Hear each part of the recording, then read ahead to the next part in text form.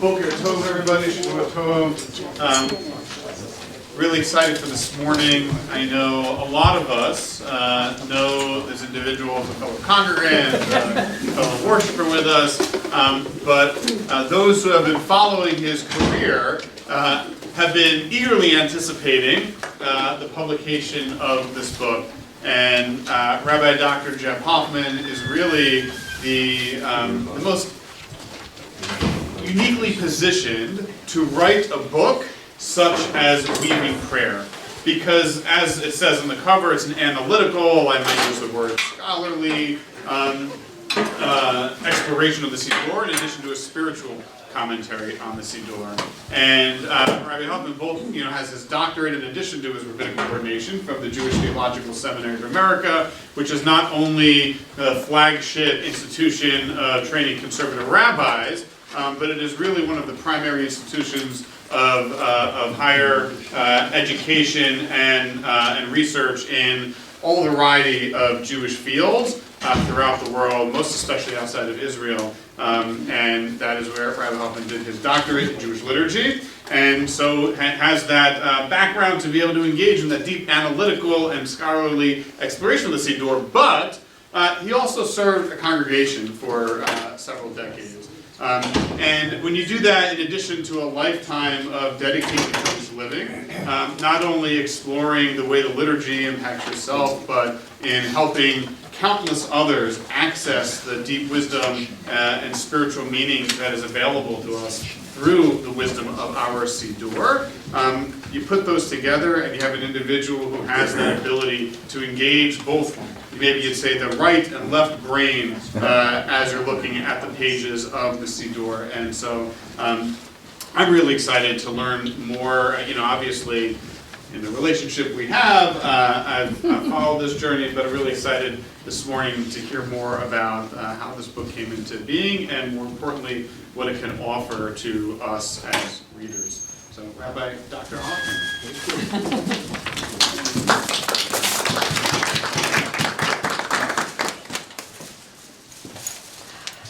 Well, thank you for that. This is actually my first book talk about this book, and I've got a few others that are lined up in other congregations. I'd like to bring Rabbi Hirsch with me to do that. It's not bad. But the truth is that I mentioned, or it might have been Rabbi and Cantor individually months ago talked about doing this sort of thing, and they were all for it. So I want to thank them for that. And a couple other thank yous. David Bass, our executive director, really took the bull by the horns with all this, and always makes things pleasant and organized and thoughtful and thought out. So I thank him for that. And as well, Ross in the office.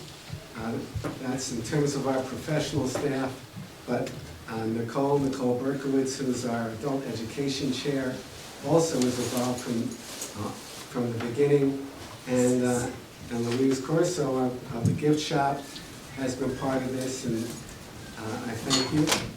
And I see there's refreshments too. I have a feeling Marcia may have something to do with that. So I appreciate it. It's a little early for the kind of food she knows I like, but that would be a little too heavy for her. But she would have done it had I asked. So anyway, I'm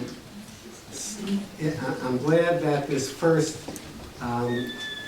talk is here at Beth Sholom, because it is a congregation where I'm a member, and my family are the Rabbi and Cantor here in the congregation, and we know each other, so it just feels very comfortable to be able to speak to you guys about this book. Hard for me to believe that this book actually came out. I have previously published two other books, but they were very different. One was, I edited a prayer book for the holiday of Tisha B'Av, the saddest holiday in the Jewish year, but for me it's become unfortunately, a very happy holiday because people use my book. But I didn't write the prayers. I edited for the conservative movement, and I co-wrote a book. These are years ago on teaching prayer called Karov L'chol Korav, a line from Ashrei, a proof line from Ashrei, for all who call. So I didn't really write fully either of those books. I have published a whole bunch of articles and book reviews, but this is the first full book that really is mine, and it was a complete joy to put together, though it wasn't a kind of a straight linear line, this work. People, I know I like to ask authors, how long did it take? And where did it come from? So there isn't a straight answer to that. But so I'm going to give you the crooked answer. Doesn't mean I'm a crook. Anyway, it's now 2024.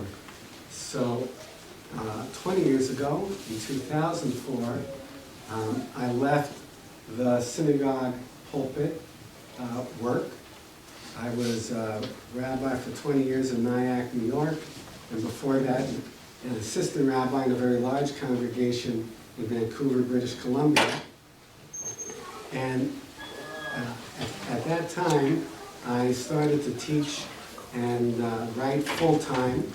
I had been teaching already since 1986 in the Academy for Jewish Religion, which is a pluralistic rabbinical cantorial school. Your cantor was ordained there. And so I've been teaching liturgy. That's really my field. Liturgy is the fancy name for the literature of prayers, the prayer texts, the history, the meaning. So I've been teaching it to rabbinical and cantorial students for almost 20 years. By the time I left the pulpit, I was also teaching it to my congregants because it matters a great deal to me. So when I left the pulpit, I said, you know what, I've been teaching this stuff on a high level for 20 years. I want to write a book-length commentary in the Siddur. And I began 2004. I began it, and I wrote most of the commentary on the weekday Amidah. Amidah being really the second most important prayer we have after the Shema. So I was teaching at that time both at the Academy for Jewish Religion and at the Jewish Theological Seminary, where Rabbi Hirsch said I was ordained and did my doctorate. And I spoke to one of my mentors there, Rabbi Neil Gilman, Aleph Sholom, who taught philosophy, and he loved to have people, his students and his past students, come and schmooze in his office. In the old days, you could find his office very easily, his and one of my other main teachers, Rabbi Joel Roth, Yibadel Chaim, who's still alive, my Talmud teacher. You could find them because they both smoked pipes all the time, constantly. So you knew where their offices were. And one time, it was around Thanksgiving, actually. I went to see Rabbi Gilman. I told him I'm writing this book, 20 years ago. And it was around Thanksgiving, I remember, because in one of the lounges at the seminary, they had pumpkin pie out. Entenmann's pumpkin pie, packaged grocery store kind, which actually, in a certain level, is delicious. Rabbi Gilman was not a skinny man. And I said, I'm going to bring him a slice. I brought him a slice. I said, I'm hoping you like pumpkin pie. I still remember he said, oh, I love pumpkin pie. And, but the long and the short of it is, we talked quite a bit, and he helped me. He always helped me. He was tremendously inspiring. He told me not to write a book yet. He said, publish articles. He said, you're at the beginning of your full-time career as a professor. I had been part-time professor for almost 20 years at that point, as I say, since 1986. And we're talking 2004. He said, you want to get those articles out, because that can help you in your career, faster. You can write articles more quickly. So I put the Amidah work, the book work aside, and I wrote some articles. Some of you have read them, to my amazement, because they're, as one of my teachers, Sugar Ray Shemlin, put it, it's bristling with footnotes. That's what he wrote in his translation of the most important academic commentary on the Siddur by Ismar Elbogen. So Sugar Ray, Rabbi Professor Raymond Shemlin, who we lovingly call Sugar Ray, and I'm aware that this is being taped and could be put on the internet. And if you see this, Professor Shemlin, it's with total love that we So he wrote that in his translation from German to English of Ismar Elbogen's book. To give you a sense of what it means to do a doctorate in liturgy, Ismar Elbogen, and what I mean by footnotes, what I'm about to tell you is a footnote, and it's actually a footnote in the book. And if you want, you can kind of consider this a commercial and tune out for about 60 seconds, unless you love footnotes, such as I do. So Professor Shemlin had translated this book, but when I was taking my first courses, actually in rabbinical school, it was before my doctoral work, a liturgy course with Professor Abraham Holtz, Alav Shalom. He had us read large portions of Elbogen, well, not the German version from 1913, but it had been translated into Hebrew and sort of updated in 1972. And the translation was like, the Hebrew sounded like German. I mean, it was not a modern type of Hebrew, even though it was translated to Hebrew in modern times. It's very thick academic Hebrew, and we had to read portions of it. So that's part of this whole thing. And then when Professor Shemlin translated it in his introduction, he said, this book is fairly bristling with footnotes. It's a kind of machismo, and it's a kind of machismo, a vision of what a man is that I completely love. And I admit that. Some of the people in my family, when they were teenagers, used to make fun of me that way and call me a nerd. And I proudly embrace that as well. And I follow the rabbit hole of academic research lovingly. And occasionally when I get together with the conservative rabbi of Frederick over a meal, he and I will go down what the cantor of the conservative synagogue in Frederick called, we go into the rabbi cave, and that is a derogatory term.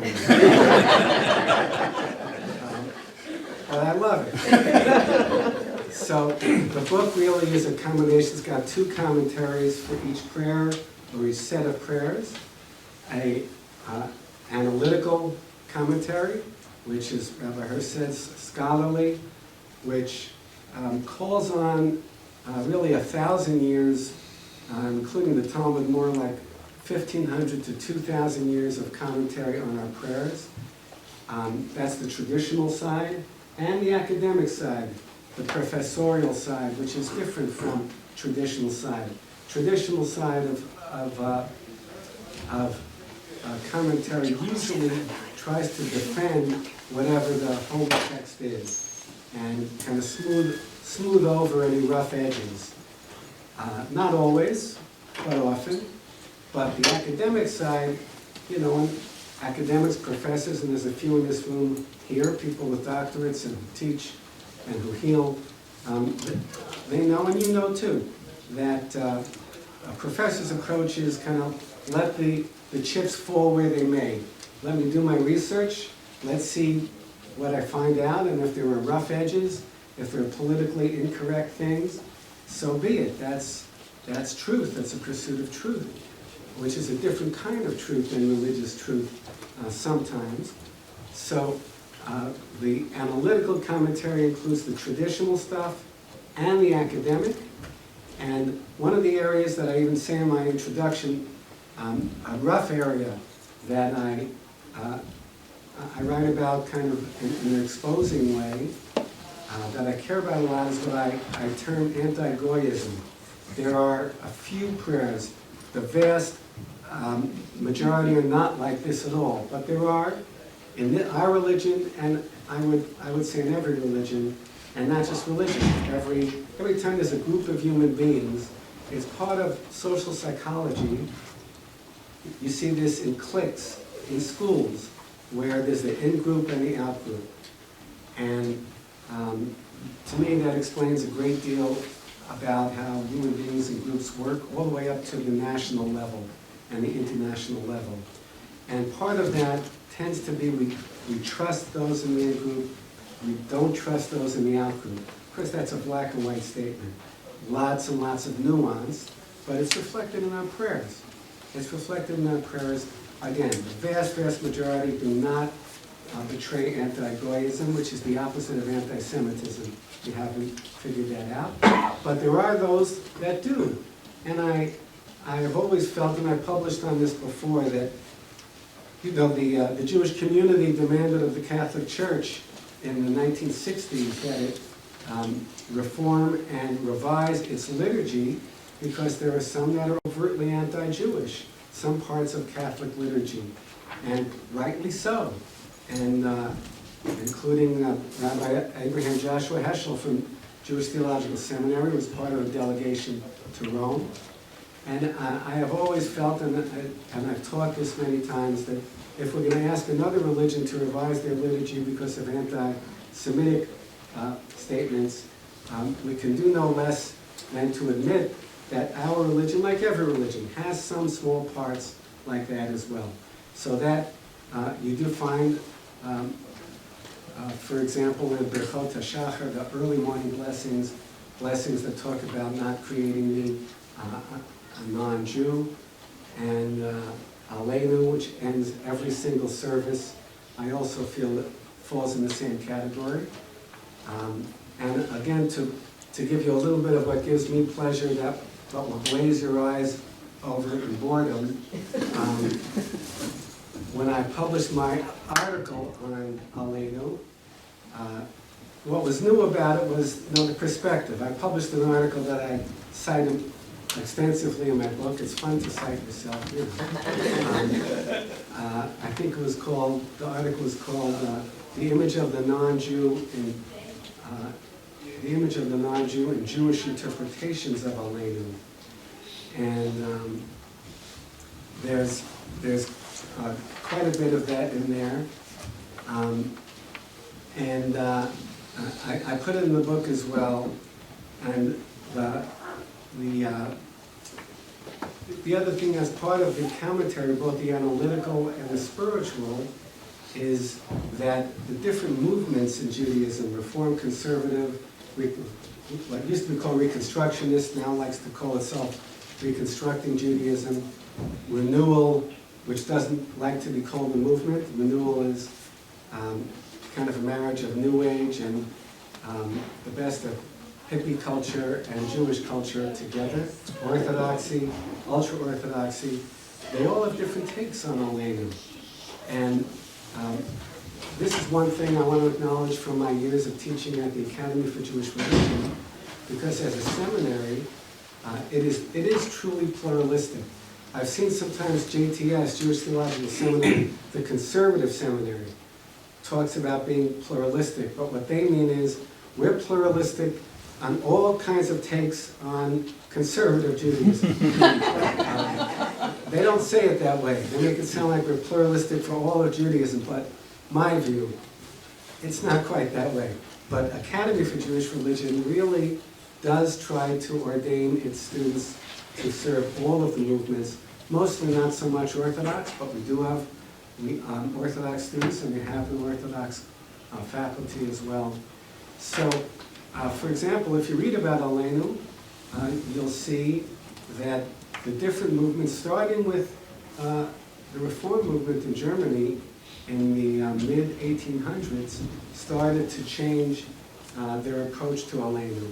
And typically, and this is a major critique I have of all the movements, typically when changes are begun, changes are begun to appear in the Siddur, it'll be changes in the English, or whatever translation, whatever language it is, but not in the Hebrew. And that's a critique of mine because it doesn't strike me as honest. You can, if you're going to do that, you should put a little note. Let the non-Hebrew understanders understand that what they just said in Hebrew is not reflected in the English. I'm happy to say that the current conservative Siddur and the current Reform Siddur are really quite honest in most of their translations, but not all of it.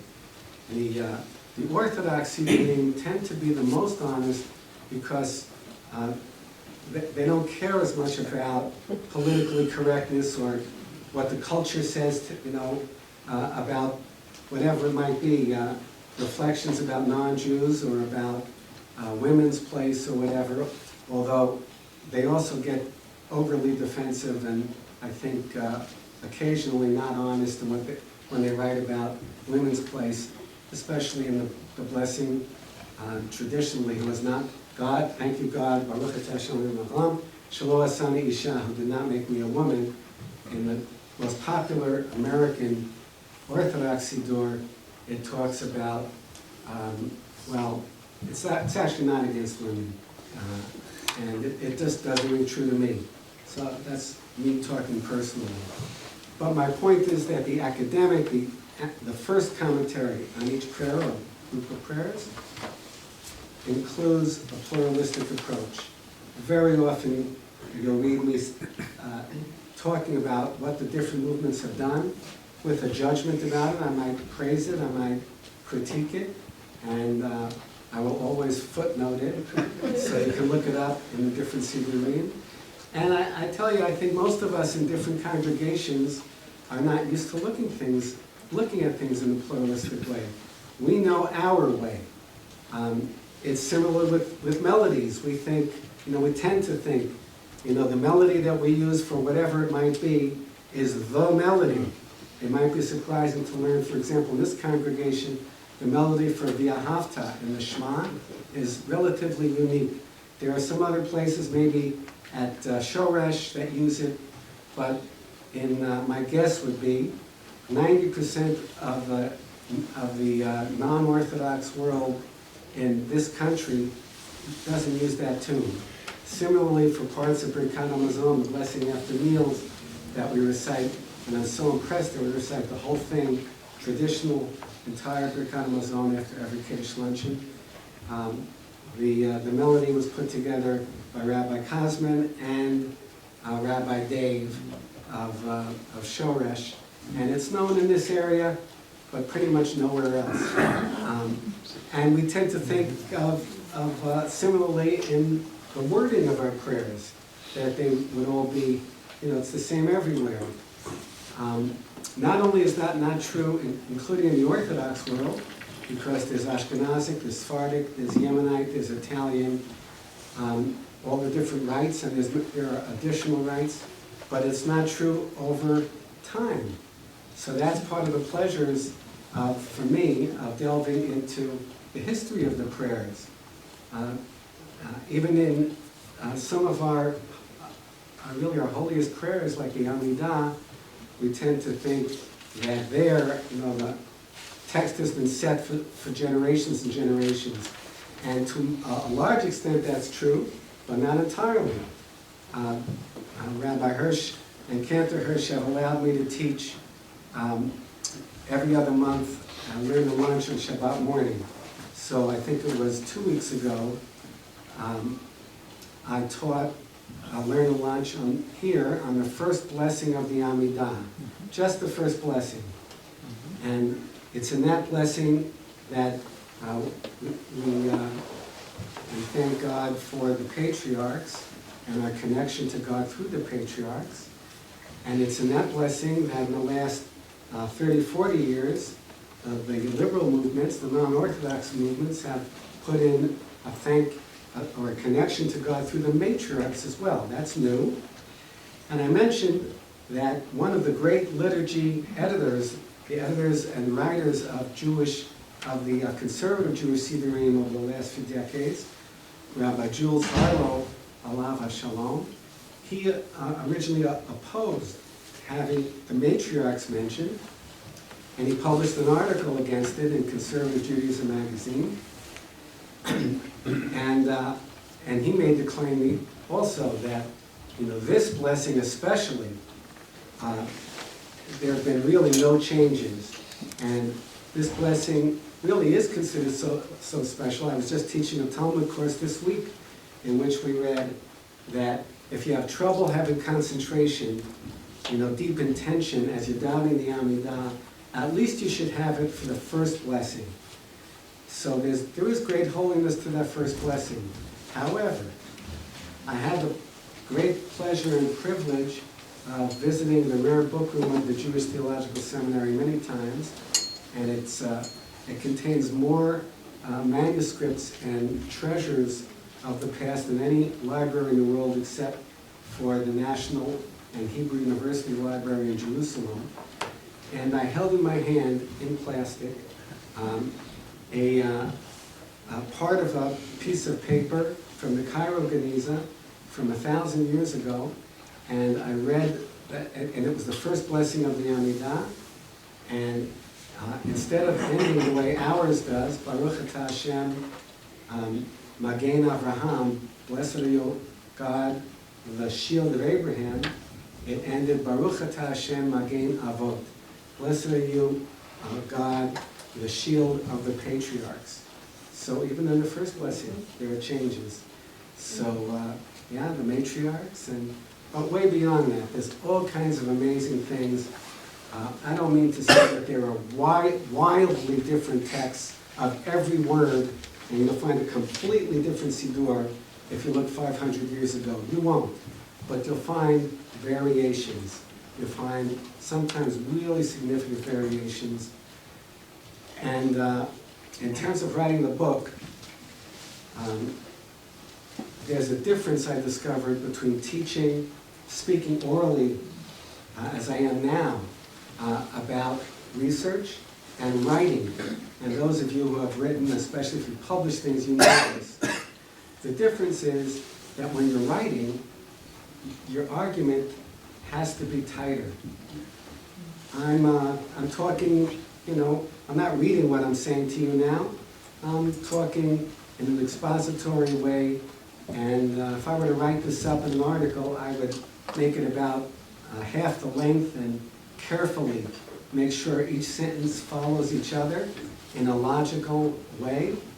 So when I was writing up my research from all the years of teaching, I found that it happily brought me into the rabbi's cave and the rabbit hole in new ways. There are things that I realized I couldn't just write it the way I did, because when you read it, it leaves certain things dangling. And I felt that. I thought I was just going to write a book that would summarize all my teaching. But it wasn't to be, very, very happily. And since I wrote the book, I read it over, actually, I don't mean the whole book, but I read my commentary and certain prayers pretty often. And while I'm very happy with most of what I've done, for every prayer, I see new angles and new paths into the cave, and that's just a pleasure. I told you, so I'm still answering the first question I asked of when did I write the book. So I told you I began it 20 years ago. Rabbi Gilman said, don't continue it.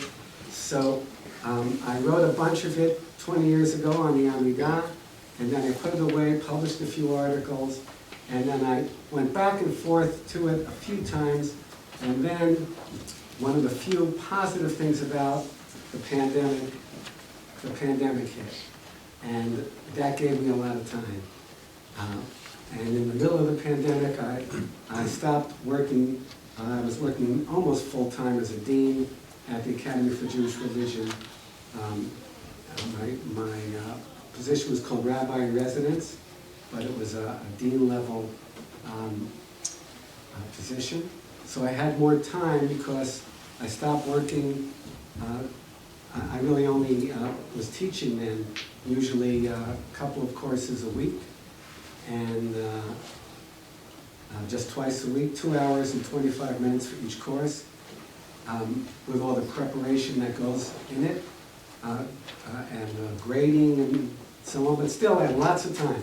So the pandemic, I found myself writing a great deal and going into that cave, and it was a complete joy. When I finished writing, so that's the answer. I mean, when I started, it was 20 years worth of teaching that was behind me. When I really wrote the bulk of the book, it was almost 40 years of teaching behind me. And yet, I still found plenty of new things, and I still find new things. When I finished writing the book, I submitted it to the publisher, and the publisher had lots of other projects in front of him. So he wasn't able to publish the book right away.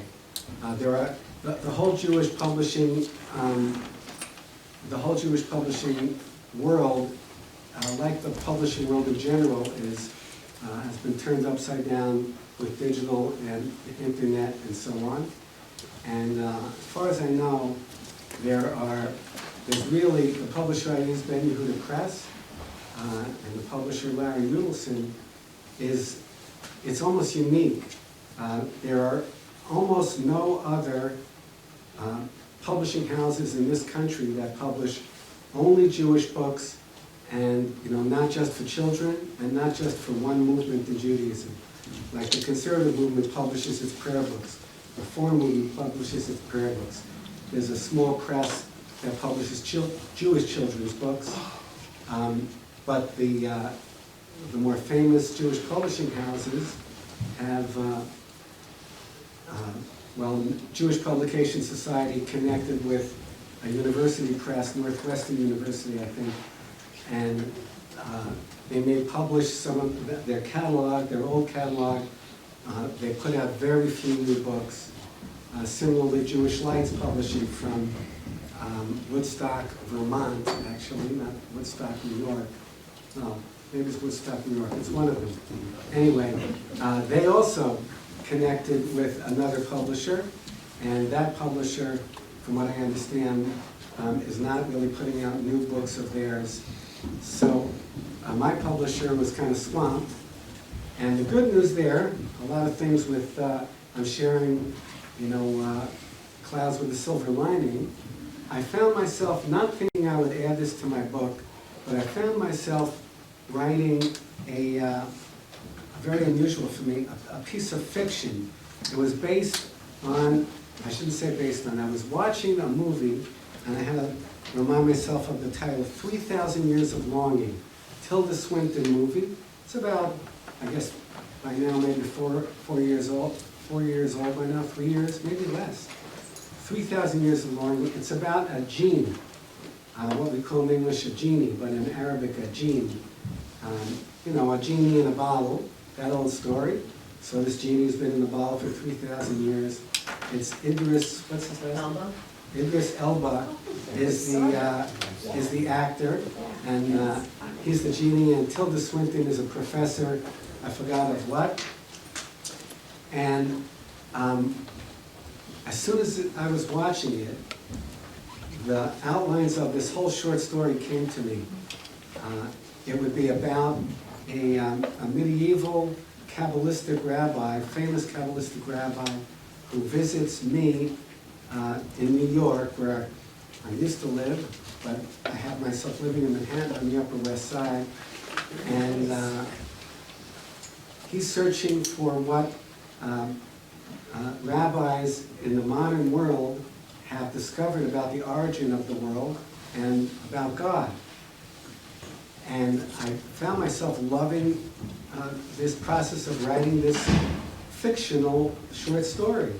I would actually wake up in the morning and as soon as I would have woken up, I thought of the next piece of what's going to happen next, and I'd write a little scribble on the notepads I keep on my dresser, so I remember what to do later today. I assume all you guys keep your notes on your, for sermons and stuff. So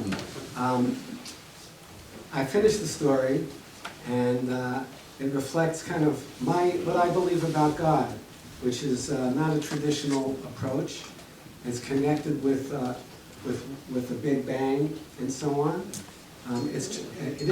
Actually, I should say it's completely traditional, but in the sense that Jewish notions about God have always evolved. The Jewish notion of God from one book of the Bible to the other is different, sometimes very different. The notion of God in the Bible in general different from the notion of God in the Talmud. I'm not talking black and white differences, but different. And almost black and white differences from the Talmud and Bible to Kabbalah. The notion that God is one and God is 10 sfirot at the same time, and so on and so forth. And the Kabbalists especially, but not only them, they viewed themselves as using the latest. Kabbalists are 13th century from Spain, and Kabbalah became the main Jewish theology for 200-300 years after that as well. They viewed themselves as using the latest, the most cutting-edge science to understand God. If you've ever seen the charts of the 10 sfirot, the charts themselves came about because that's how physics expressed itself then and now through charts. And this was a kind of metaphysics, which metaphysics refers to theology and divinity. That was considered, until the modern times, a division of physics. So my own approach, using cosmology, the latest ideas about Big Bang, and especially what occurred before it, which I understand, those who understand science better than I do say that the very language of saying what occurred before the Big Bang doesn't make any sense, because time didn't begin until the Big Bang, which is a very interesting notion. So all of that is to say my approach to theology is traditional in the sense that it has evolved and uses modern science as Jews and sages have done throughout. In any case, I shared my short story with my friend Jay Franzel, who is really a writer and knows a lot about Judaism and a lot of other things. And he said, "You should put it in your book." And I said, "Oh, I don't know. It's nonfiction. It only has one footnote." So I shared it with a couple of other people, including my wife. And my wife said yes, and the other person said no. And, so it was 2 against 1, my friend Jay and my wife. So I said to the publisher, "We're putting it in," and he didn't object to his credit. So that's the easiest piece to read. It's not necessarily the easiest piece to understand, but it's the easiest piece to read in the book because it's fiction. Anyway, I think that's most of what I wanted to tell you about the book. The book is dedicated to Lori, to my wife. The cover photo, I guess I want to mention, is a photograph that our youngest child, Yassi, who is a professional photographer, among other professional skills he has. He actually took a picture of the cover, for the cover in Baker Park. He lives in New York, but he was visiting us. It's a photograph of a prayer called Ani Mizmirot from an heirloom Siddur that my grandfather, Yosef Shia Baumgarten, brought over from Poland, published in 1916 in Lublin. And why is Ani Mizmirot on the cover? Well, I was considering titles for the prayer, and I came up with a couple of great ones. So great that when I did research, I found they were taken by other books. So, finally, Lori said, what about the phrase from the beginning of Anmizmirot, the Shirin E'erov, and songs I shall read, songs meaning prayers, and what that means in this medieval prayer is that the prayer is going to be woven in the traditional way of piyut from the Greek word for poem, weaving phrases from the Bible, the Talmud, the Midrash all together. And I said, hey, you have something here. So thanks to Laurie, that title came about in my search. I didn't find any other books that had that title. That's where it comes from, and that's what the cover is. If you're interested to find out my commentary on that prayer, it'll have to be in another volume. I ran out of steam. Anyway, I did want to possibly teach a little bit from the book, a very short thing about Hanukkah, but I want to open up to questions, comments, if there are any. Please, David.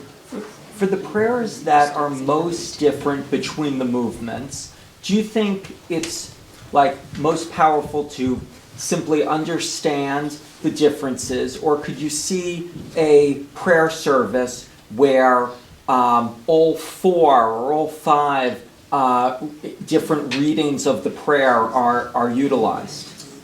Yes and yes. And in fact, some of my students at the Academy for Jewish Religion have led services in which they've used 4 different versions of Aleinu as both sources of inspiration and information. So, yes.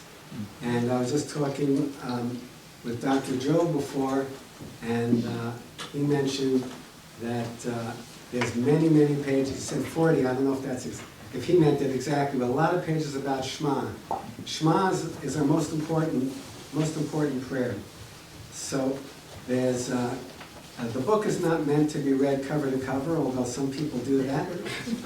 It's really meant as a reference work to look up a certain prayer. And if you're looking up Shema, you might want to dedicate a few different times to look it up, because there's a lot to be said. There was a question here, please. In terms of the reading of the book, like, the footnotes are right there, so you read the footnotes, but you make reference to sheets in Sepharia. Yes. So my question is about utilizing them, when you read them, how do you work that into the reading of the book? That's a great question. The footnotes really are for those who want to go deeper, and lots of non-specialists like to do that. You don't have to, but if you're interested, you can look at the footnotes. So the Sepharia is a fantastic website on the internet that has been slowly putting together as many of the hundreds of our holy books as possible, and adding translations. The translations are uneven. They're not mostly done by professionals. Some are, like the Talmud. But what you have in your hand is an example. This is part of a source sheet from Sepharia. And I write in the introduction that there are more than 90 source sheets that you can find in Sepharia if you just type my name in the search engine for Sepharia. There are now more than 120. When I wrote the book, there were more than 90. Now there's more than 120. Not all are on liturgy, but most of them. So what you have here basically is, if you want to see what the sources that I cite from Talmud, from Bible, from Kabbalah, from medieval codes, the sources that I cite in my writing and in the footnotes, they are to be found usually in Hebrew and in English, or in Aramaic and in English, on the source sheets. So that's that's where they can play a role. If you want to do a deeper dive in any given prayer, and I have cited, let's say, Shulchan Aruch from the 16th century, and I just mention it, or I cite 2, 3 words, or even a paragraph, you can see usually the whole thing in Hebrew and English on the Sephardi source sheets. Other comments or questions? Yes. You didn't say very much about your spiritual commentary. Oh, you're right. So Thank you. that's my comment. Okay. So, right, I spoke mostly about the first commentary, the analytical commentary for each prayer, the spiritual commentary is a, I need you to come along with me for each session. You get an extra, the sugar cookies with the sprinkles are surprisingly, they taste like they were just baked. I had a piece of one yesterday. So As good as the pumpkin pie. no, not as good as pumpkin pie. Those who might view this on the internet, you can, you'll have to use your imagination on the sugar cookies with the sprinkles.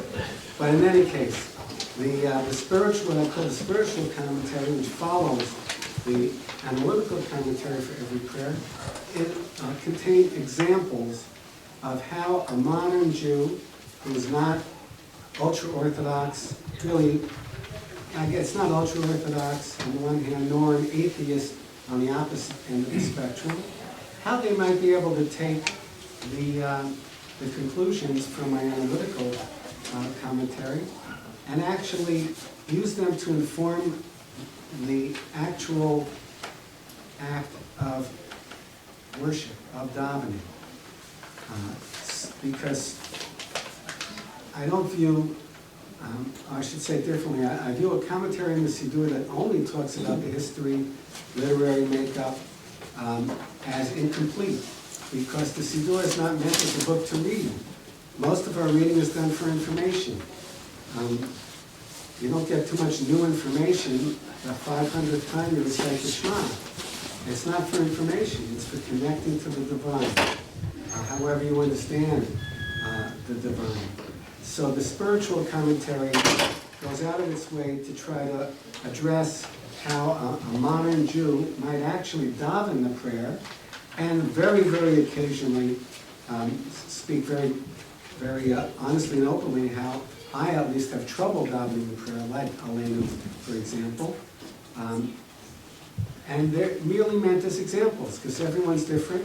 It's not meant, I don't mean to say, well, the spiritual commentary is the way to daven it. No, it's just meant as a goad, G-O-A-D, to find your own way.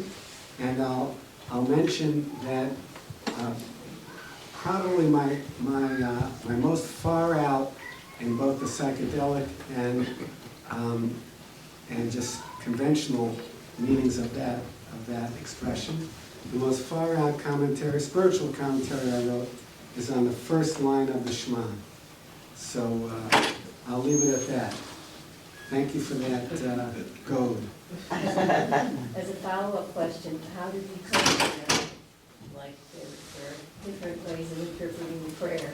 How many different ways are there to interpret a prayer if you're a student of yours, let's say? Right. So the way I explain it to my students is that this is question 4. I have 4 questions when I teach liturgy. The first is history. The second is the literary makeup of the prayer. The first is history. The second is geography. Where is the prayer found in the Siddur, and how does that affect its meaning?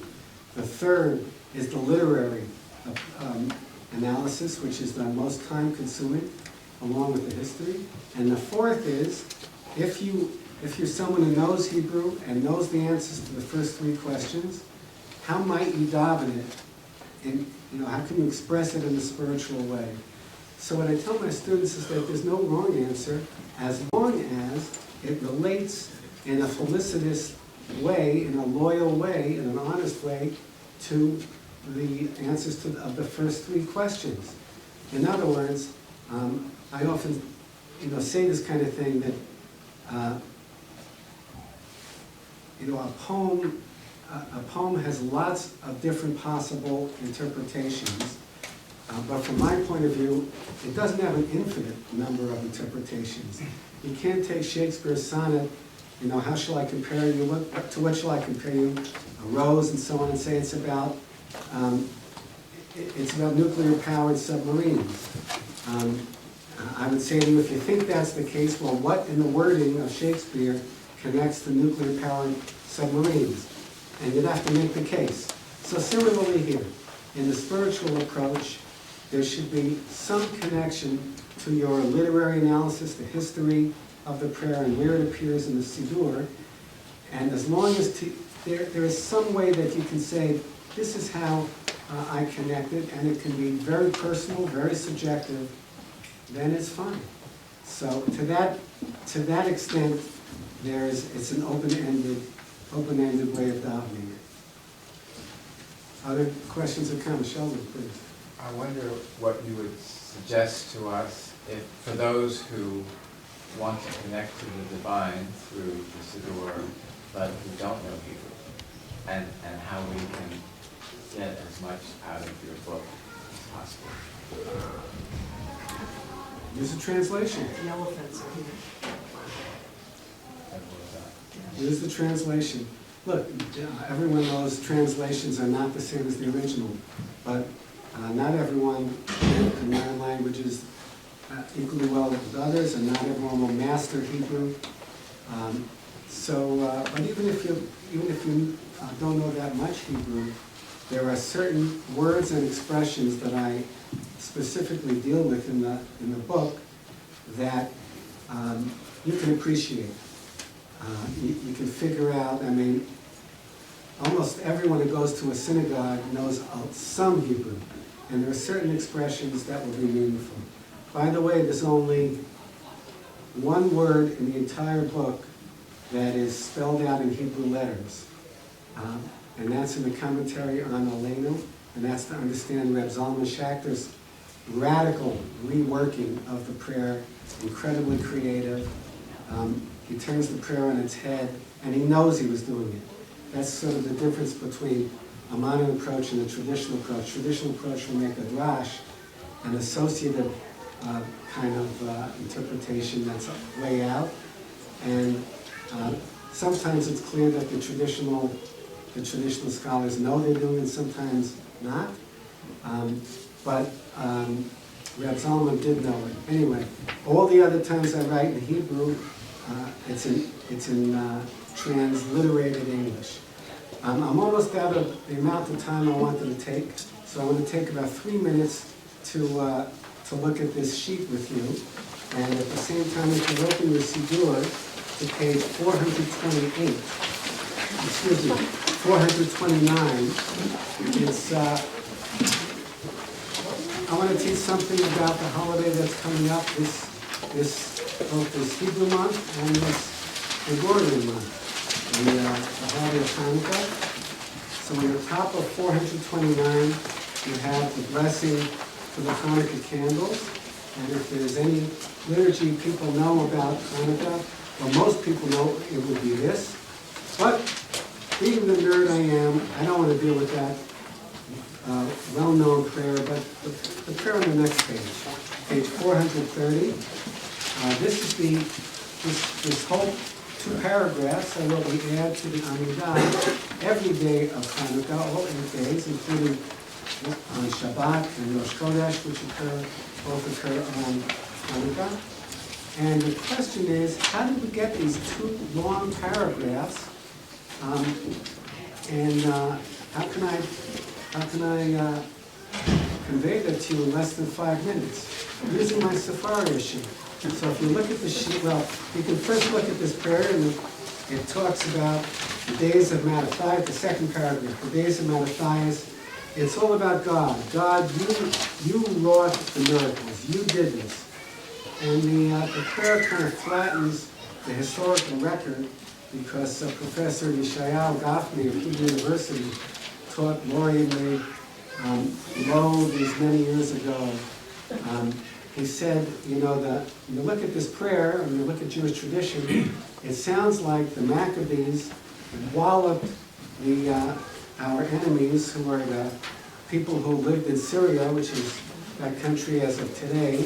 November 8th, 2024 is in the news again, the battles, but it was the Hellenized Syrians who were attacking us, and it looks like we walloped them. But what Professor Hoffman pointed out was that the Persian Empire, like modern Iran, was a major empire at the time, and they were attacking the Syrian, known as the Seleucid Empire, right at the moment that the Hanukkah story happened, and the Syrians beat a hasty retreat out of ancient Israel to fight the Persians, and who's to say that wasn't God's work?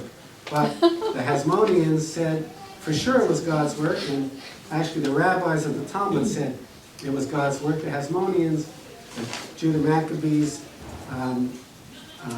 descendants who were really involved in the kind of the writing of the history, they would take more of the glory for themselves. In any case, how did we get these two long prayers passages? If you look at the first paragraph on the sheet, this is from approximately the 3rd century, the oldest part of the Talmud, and it says, and you'll have to bear with me because this first sentence is not easy, in English even.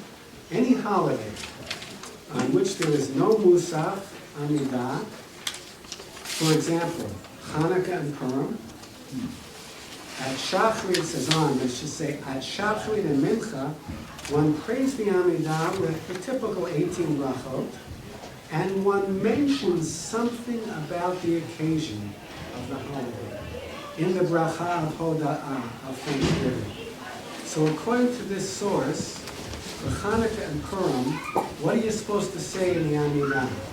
Take a look at this, that's just the first paragraph. What are you supposed to say?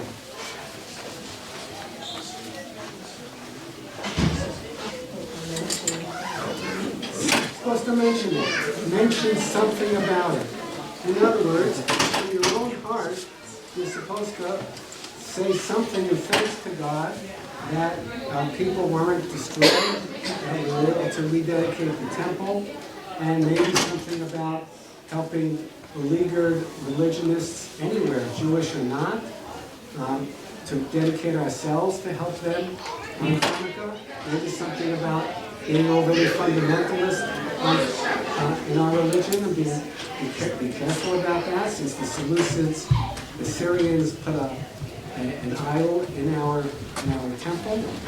And the rest of the source sheet, when I reduced the source sheet to 45 pages long to just this subject, traces a little bit about how we ultimately came to all of these pages. And I'm not going to take the time to do that now, but we've got 2.5 weeks before Hanukkah. So you can use these source sheets that I have given you here in conjunction with the book. If you desire to acquire the book, again, I thank the Beth Sholom people who are going to help you sell copies. You're actually through the gift shop here. So if you'd like to purchase copies and see how we went from this, just say something about the holiday. So these 2 paragraphs, you can read about it there, and these sources can help you. And I think I'm going to conclude now. And there are 2 hardcover versions of the book that are kind of standing up on that table, and the rest are paperback. What are the prices, Nicole? The prices are $25 for paperback and $48 for the hardback. Right, and if there are people who want the hardback, the hardcover, beyond 2 people, you can, I expect to take possession, the ship to me, but it didn't come in time. So you can pay for them today, or you can not pay, but just tell me you want them. And I will bring the copies signed if you want to the synagogue. It should be in the next few days. So there are 2 hard copies, the rest are paperback. And I'm gonna leave it there. Also, if you have a credit card on file, use that. Say it again. If you have a credit card on file with the synagogue, we can use that. And I'm gonna sit at, Expired. I'm gonna sit at the last table, and if people want me to write something, I'll be happy to do so. Thank you. I just want to thank you officially, because I know in my own life, sometimes the Siddur can be overwhelming, and I've always said, if you want to know what Jews believe, don't open the Talmud or the Tanakh, the Bible, you open the Siddur, and this really is now a great resource for all of us to help deepen our own, not only understanding of the liturgy, but our personal experience of it. So.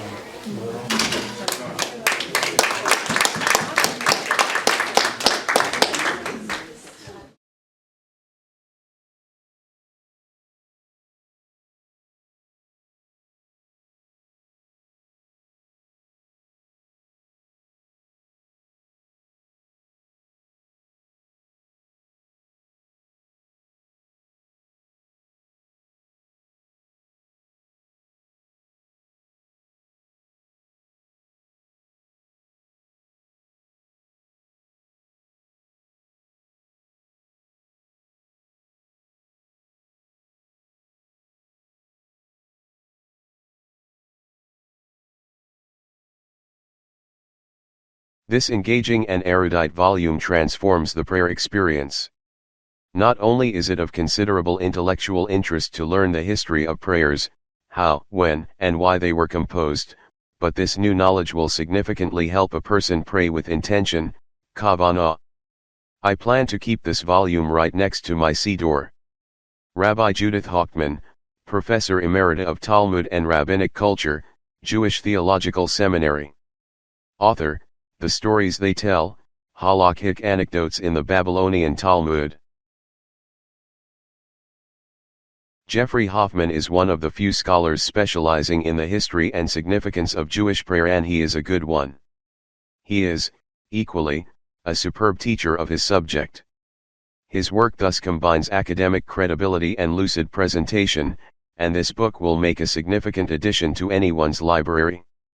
Rabbi Lawrence A. Hoffman, Professor Emeritus of Liturgy, Worship and Ritual, Hebrew Union College, New York. Author, Beyond the Text, A Holistic Approach to Liturgy. The inclusion of both a scholarly and spiritual commentary is a bringing together of two worlds often thought distant from one another. This book should appeal equally to those already familiar with Jewish prayer and to beginners. Difficult concepts are explained in accessible language, and the footnotes provide valuable additions for those ready to go deeper. Rabbi Hoffman has provided a valuable addition to the literature on liturgy. Rabbi Daniel Siegel, editor of Aleph Siddur Kol Koreh project. Weaving prayer is a gift to the modern Jew, regardless of denomination or affiliation, seeking to find their place in the Siddur and in the act of tefillah, prayer. Through Rabbi Dr. Hoffman's keen eye for literary structure and his expansive soul that humbly articulates the values and challenges of prayer today, this book illuminates and inspires. As much a resource for study as a companion to keep in hand in worship, Weaving Prayer is a much-needed contribution to our synagogues, schools, and homes. Rav Stephen Exler, Senior Rabbi at Hebrew Institute of Riverdale, the Bayit. Few discussions of the Jewish prayer book carefully separate their historical, literary, and inspirational commentaries. Hoffman's offering, drawn from years of teaching liturgy in rabbinic seminaries and serving congregations, offers an accessible interdenominational perspective on American Jews' Ashkenazi heritage, both summarizing traditional and academic scholarship and addressing contemporary spiritual needs. Rabbi Ruth Langer, Professor of Jewish Studies, Boston College. Author, Jewish Liturgy, A Guide to Research.